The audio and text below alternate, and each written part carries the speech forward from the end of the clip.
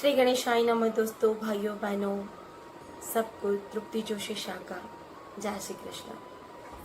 गीता ज्ञान मंजरी नाम की चैनल में आप सबका स्वागत है।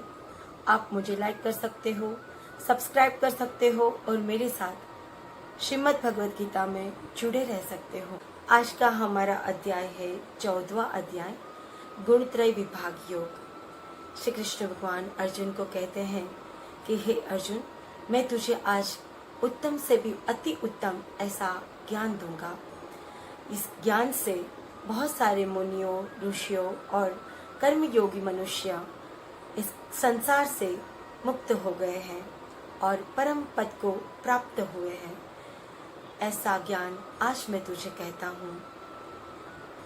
जो मनुष्य इस ज्ञान के आश्रय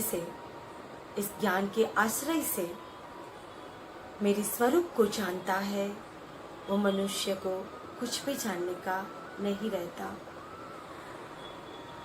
उस मनुष्य को इस सृष्टि की जब उत्पत्ति होती है तब ना ही उसका जन्म होता है और प्रलय काल के समय ना ही उसकी मृत्यु होती है, क्योंकि वो परम पद को प्राप्त हुए हैं।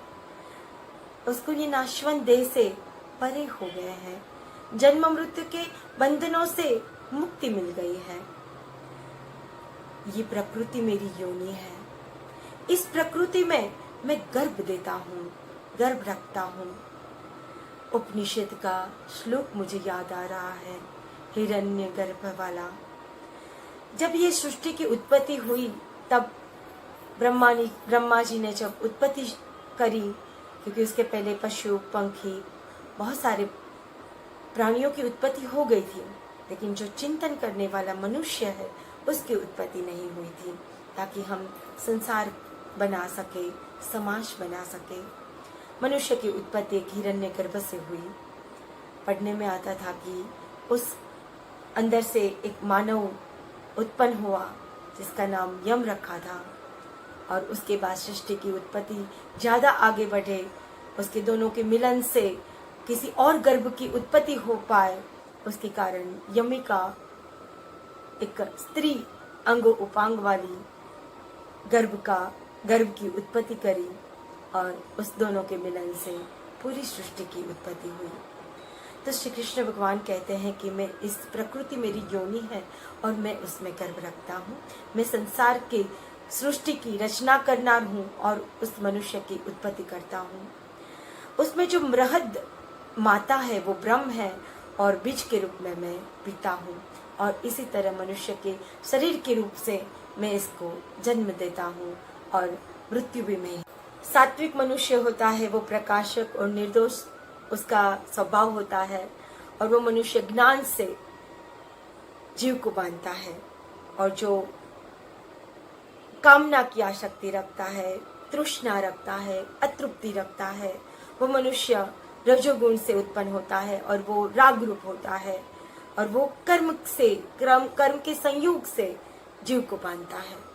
और जो मनुष्य तामसिक होता है वो प्रमाद और अज्ञान से भरा होता है, आलस से भरा होता है, निंद्रा से भरा होता है, और वो मनुष्य तम से मनुष्य को जीव को बांधता है, आलस से जीव को बांधता है।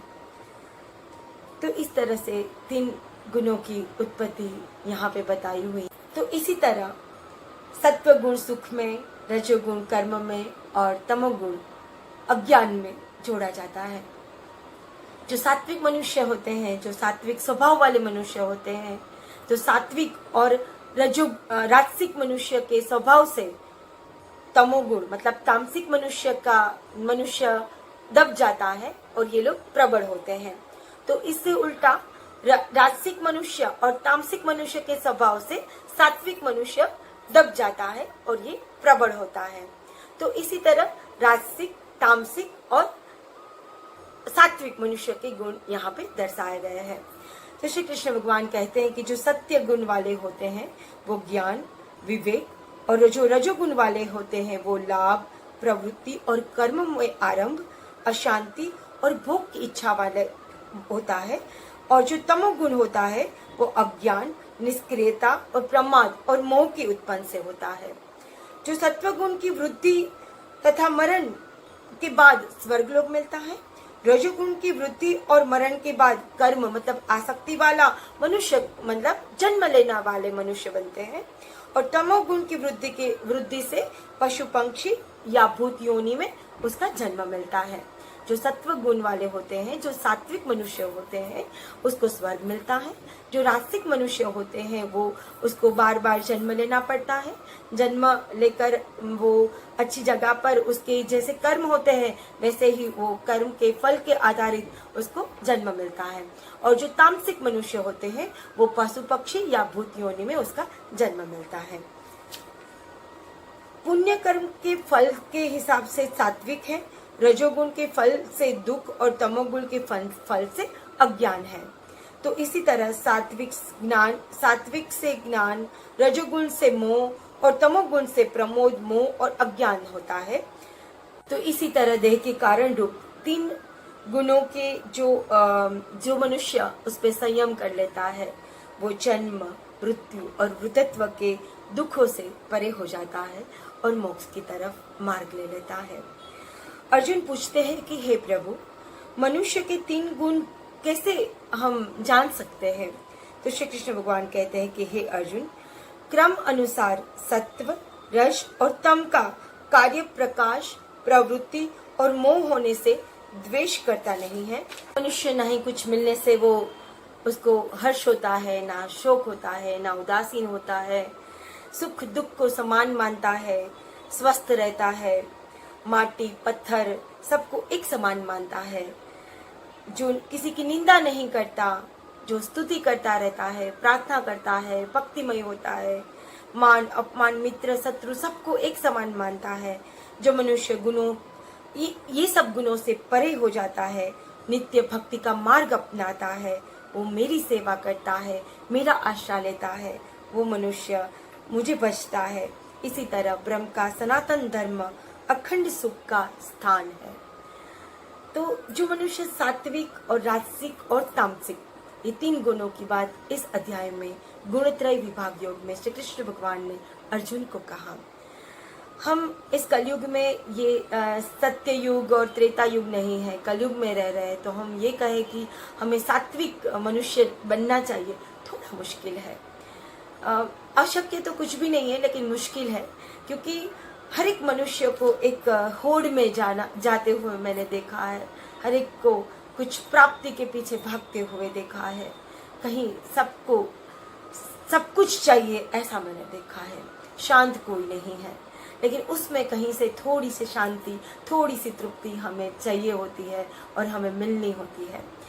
जो सात्विक मनुष्य है वो सात्विक खुराक लेते हैं, जो तामसिक मनुष्य है वो तामसिक खुराक लेते हैं, और जो राजसिक मनुष्य है वो राजसिक खुराक लेते हैं, और उसी तरह स्वभाव बनता है हमारा। ये भी बहुत जरूरी है, ये नेचुरोपैथी कहते हैं। जो नीति नियम भगवान ने बनाया है कि सूरज उगता है, सूरज ढलता भी है, तो उसी तरह से हमारा नीति कार्यक्रम होना चाहिए कि सूरज जब प्रकाशित होता है तभी हमें उठ जाना चाहिए, हमारा नीति नियम कार्यक्रम शुरू कर देना चाहिए सुबह का, और जब सूरज ढलता है तभी हमें खाने पीने सब खत्म करना चाहिए और उसके बाद हमें कुछ भी नहीं खाना चाहिए।